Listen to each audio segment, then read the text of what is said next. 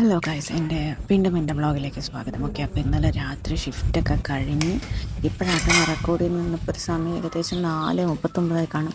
ഇന്നലെ രാത്രി ഷിഫ്റ്റ് കഴിഞ്ഞ ഉടനെ എക്സ്ട്രാ വർക്കൊക്കെ തന്നിട്ടുണ്ടായിരുന്നു. ഇതെല്ലാം ഇന്നലെ സബ്മിറ്റ് ചെയ്ത് വെച്ചു. കാരണം അടുത്ത ദിവസത്തേക്ക് ഞാൻ ഒരുപാട് പ്ലാനിങ് വിചാരിച്ചതാണ്, അപ്പോൾ അതൊക്കെ ചെയ്യാൻ വേണ്ടിയിട്ട്. അപ്പോൾ നേരെ അടുക്കളയിൽ പോയപ്പോൾ അമ്മ കുറച്ച് ചോറും കറിയൊക്കെ ഉണ്ടാക്കി വെച്ചിട്ടുണ്ടായിരുന്നു. അത് എനിക്ക് അത്ര ബോധിച്ചില്ല. അപ്പം ഞാൻ ഒരു 3 മുട്ട എടുത്തോട്ടോ. എനിക്ക് വിശന്നിട്ട് വയ്യായിരുന്നു. അപ്പോൾ ഒരു 3 മുട്ട എടുത്ത് ഞാനിങ്ങനെ കഴിക്കാറ്.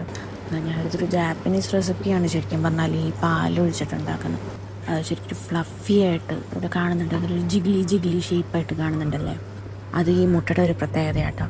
പിന്നെ ഓവർ കുക്കാക്കില്ല, ചെറിയൊരു സ്ലൈമി ടെക്സ്ചർ, നമ്മൾ ഈ കലക്കിയൊക്കെ പറയുമല്ലേ, ആ ടെക്സ്ചർ വരും കേട്ടോ. പിന്നെ എനിക്ക് കുക്ക് ചെയ്ത് കഴിഞ്ഞാൽ പിന്നെ അവിടെ മുഴുവൻ നല്ല മണമായിരിക്കും മുട്ട. പിന്നെ അമ്മയ്ക്ക് അത്ര ഇഷ്ടമാവില്ല. അപ്പം ഞാൻ എന്ത് ചെയ്തു, അപ്പം ഞാൻ അവിടെ മുഴുവൻ നല്ല സിങ്കൊക്കെ വൃത്തിയായി കഴുകി കൊടുത്തു. ഇനിയിപ്പോൾ മുട്ടയുടെ മണം കൊണ്ട് എന്തെങ്കിലും ആവണ്ടെന്ന് പറഞ്ഞു. പിന്നെ പാത്രമൊക്കെ കഴുകിയപ്പോഴാണ് എനിക്ക് സ്കിൻ കെയർ ചെയ്യണമെന്ന് തോന്നിയത്. ഏകദേശം ഒരു 4-5 ആഴ്ചയിലധികം ഇപ്പോൾ ജോലി കണ്ടിന്യൂസ് ആയി വന്നു കാരണം ഇതൊന്നും നോക്കാൻ പറ്റുന്നില്ല. അപ്പോൾ കുറച്ച് ഓറഞ്ച് പൗഡറും മഞ്ഞപ്പൊടിയും ചന്ദനും ഇതൊക്കെ ചേർത്തിട്ടാട്ടോ ഞാൻ മുഖത്ത് തേച്ചു. പിന്നെ അടുത്ത ദിവസം രാവിലെ ആകുമ്പോഴേക്കും ലോണിൽ കുറേ പണിയുണ്ടായിരുന്നു. ലോണിൽ പുല്ലൊക്കെ വെട്ടി വൃത്തിയാക്കാൻ ഒരുപാടുണ്ടായിരുന്നു. മഴയൊക്കെ പെയ്ത കാരണം ലോണിലൊക്കെ ഒരുപാട് വളർന്നു. എല്ലാം കൂടെ ഒരുമിച്ച് ചെയ്യാൻ പറ്റിയില്ല, ജസ്റ്റ് ഒന്ന് ക്രോപ്പ് ചെയ്ത് കൊടുത്തു. എല്ലാം കൂടെ ഒരുമിച്ച് ചെയ്യുന്നതിനേക്കാളും നല്ലല്ലേ കുറച്ചായിട്ട് ചെയ്തു വരുന്നു. പിന്നെ ബാക്കി ഒരു ഓറഞ്ച് വെളിയിലേക്ക് നട്ട് വെച്ചിട്ടുണ്ടായിരുന്നു, അതെല്ലാം കരിഞ്ഞു പോയി. അത് വരും തോന്നുന്നു, ഇല്ലെങ്കിൽ വേറെ എന്തെങ്കിലും നോക്കാം. അപ്പോൾ ബാക്കി കുട്ടി പുല്ലുകളൊക്കെ ഉണ്ടായിരുന്നു, അതൊക്കെ മറിച്ച് അതൊക്കെ എന്തെങ്കിലും ചെയ്യണ്ട, അതൊക്കെ പിഴുത് കളഞ്ഞു. പിന്നെന്താ പറയുക, പിന്നെ ഒരുപാട് പണി വേറെ ഉണ്ടായിരുന്നു. പിന്നെ ഇത് കാണുന്നത് മാവിൻ്റെ ചോട്ടിൽ ശംഖുപുഷ്പമാണ് കേട്ടോ. ശംഖുപുഷ്പം ഒരുപാട് പൊട്ടി മുളച്ചിട്ടുണ്ടായിരുന്നു, അതൊക്കെ പറിച്ചെടുത്തു. പിന്നെ എക്സ്ട്രാ പുല്ലുകളുണ്ടായിരുന്നു.